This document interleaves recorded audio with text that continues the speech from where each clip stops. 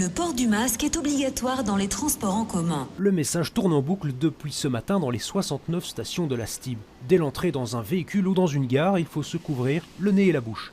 Pour la majorité des passagers, c'est déjà naturel. À la rue aussi, oui. Et alors surtout dans les magasins d'alimentation et tout. Hein. C'est déjà une habitude. C'est une habitude, voilà. Tous les passagers de plus de 12 ans sont concernés. Masque donc ou écharpe, par exemple, certains sont créatifs. Vous n'avez pas de masque, alors vous utilisez le foulard? Oui. Oui. C'est bon? Oui, c'est bon, je pense. Vous êtes sûr? Oui. C'est quand même un masque, quoi. Ça marche bien? Oui. Et vous n'avez pas réussi à vous fournir de masque? Si, mais c'est pas trop confortable. Évidemment, il reste quelques irréductibles. Vous saviez pas qu'il fallait en mettre? Non, je savais pas, mais parce que je dois partir. Vous n'avez pas de masque? Je l'ai, il est dans mon sac. Et vous ne le portez pas? Non.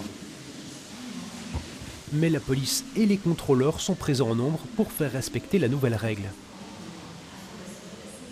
Ceux-ci risquent 250 € d'amende, mais aujourd'hui c'est surtout de la prévention. Si 80% des transports de la STIB roulent, les usagers restent peu nombreux sur leur réseau. On constate que proportionnellement, il y a plus de gens qui se déplacent en surface que de gens qui se déplacent en métro.